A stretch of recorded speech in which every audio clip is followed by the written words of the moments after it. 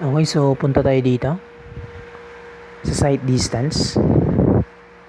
Okay, so meron tayong mga dalawang formulas in solving for the site distance. So when yung S is less than or equal nung L. So for example, ito yung length ng curve natin. And then ito yung line of sight. So ito yung S. So pag yung S mo is less than nung L, so yung formula na gagamitin for solving for the length of the curve is S squared times yung B.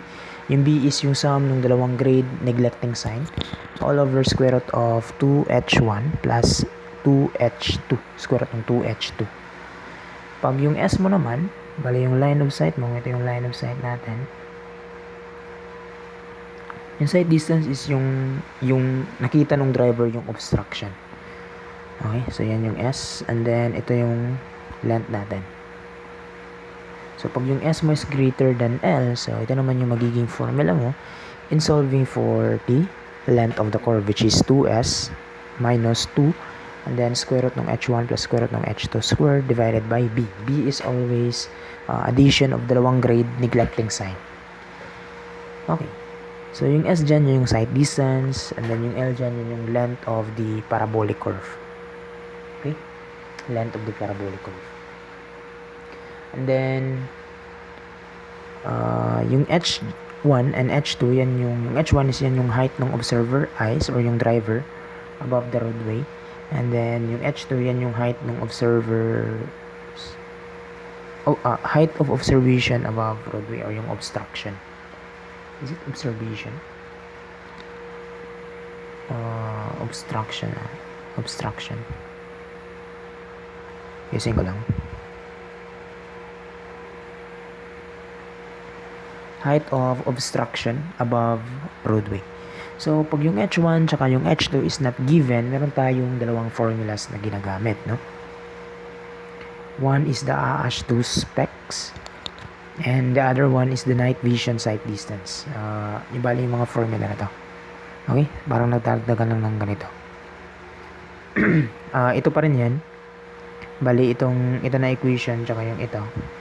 Pinalitan lang ng 1.22 plus 3.5% nung S. Ayan, nakikita mo. Binalitan lang. So, applicable din yung formula na to if yung H1 tsaka yung H2 is not given. So, kailangan nating i-solve yan. No? Kasi minsan sa board exam, ito yung ginamit niya na formula. Tsaka hindi itong AH na. So, at least, para sure tayo sa sagot natin, double check na lang natin lahat. No? Okay, so far, ito lang yung formula na i-memorize niya. So, punta tayo dito sa example. So, solve natin yung problem. A summit vertical parabolic curve having a sight distance of 100 meter with a back tangent of 2.2% and a forward tangent of negative 1.8%.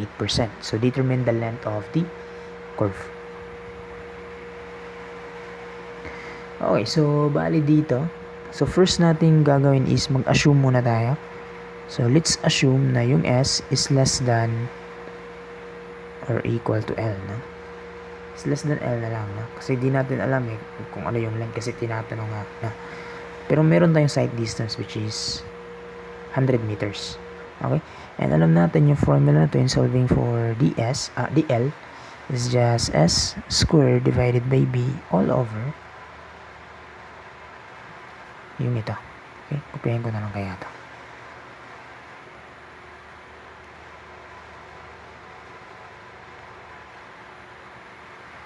Kasi, kapihin ko na lang.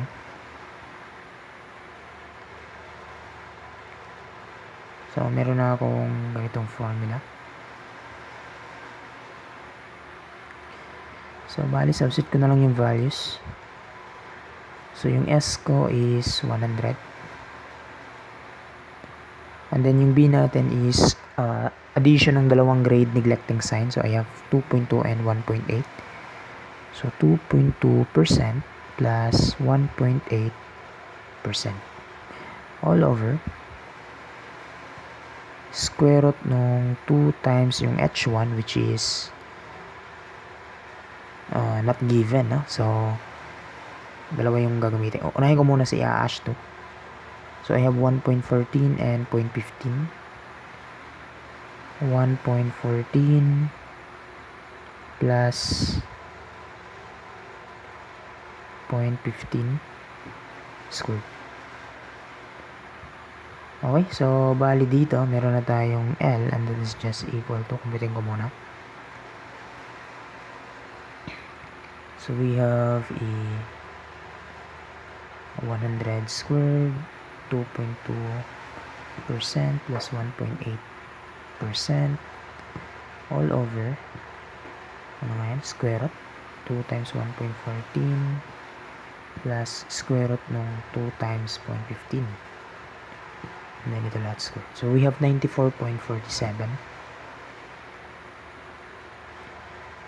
94.47 meter. And we need to check or i-verify natin kung yung S ba talaga is less than or equal.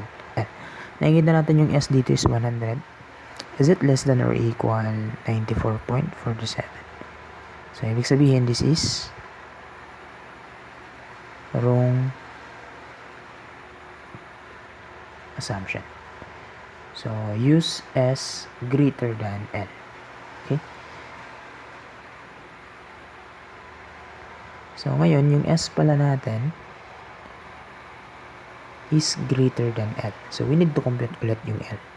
And alam natin yung formula in solving for L is ito yan, ha? Kopyahin ko naman kaya ito. Copy. And ito naman yung magiging formula natin. So, kailangan natin ulitin, no? Kasi iba yung formula ni when S is greater than L. So, kailangan natin ulitin yan. So, I have 2 times 100 minus 2 times square root ng 1.14 plus square root ng 0.15 squared all over 2.2% plus 1.8%. So, meron akong land. And that is just equal to, kumpitin muna natin. So, I have 2 times 100 minus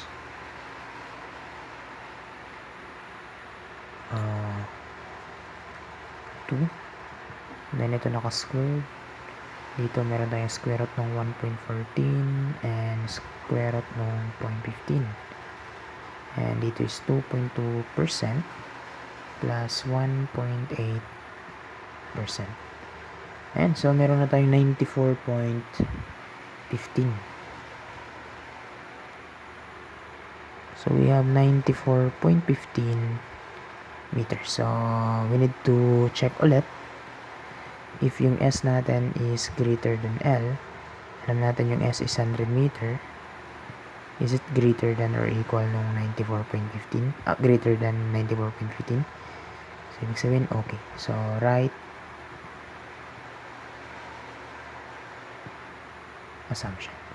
Okay, so probably ito na yung magiging L natin. Ha? So, we use yung AASH to, specs. So, ngayon, i-check natin dito. Baka kasi ito din yung ginamit. Pero, di na ako mag-assume, no? Automatic na ito yung gagamitin ko na formula. Kasi alam ko na eh. Alam ko na. Kasi minsan ito din yung ginagamit na formula in solving for the S and L if yung H1 and H2 is not given. So, pag hindi given, minsan ito yung nagagamit din. No?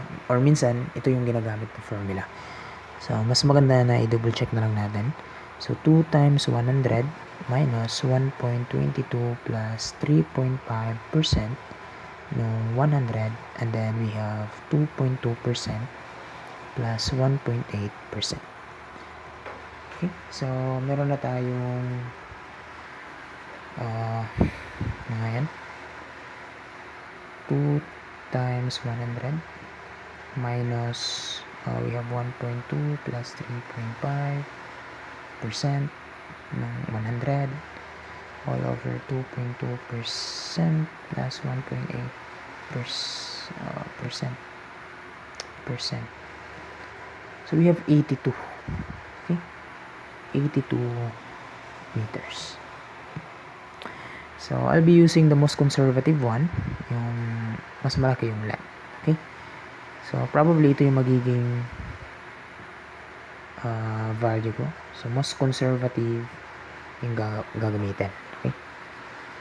Kasi either sa dalawa, no? Pero minsan, baka, no? Baka sa multiple choice, walang 94.15. If ever wala yung 94.15 sa choices, and then, ito yung andun. So, ito yung bilugan mo. Okay, ito yung bilugan mo. Pero kung ito naman yung wala dun sa choices, then ito yung andun, ito yung bilugan mo.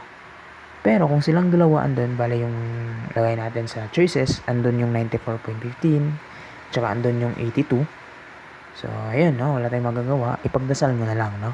Na sana tama yung mabilugan mo, no? Kasi depende yan kung ano yung ginamit ni examiner sa pag-solve niya. So, yan, pagdasal mo na lang na tama yung magiging sagot mo. Kasi andun na yung dalawa pero malabo yan, no? Na andun yung dalawa. So, I think hindi naman siguro ganun, no? I think isa lang yung andun, no? Sana. So, anyway, use the conservative one, no? Which is 94.15. Okay, so I think that's it for a sight distance. So, ito lang yung memorize yun na formula. And ito lang din yung memorize yun na constant. See? So, that's it. And see you in the next video. Thank you.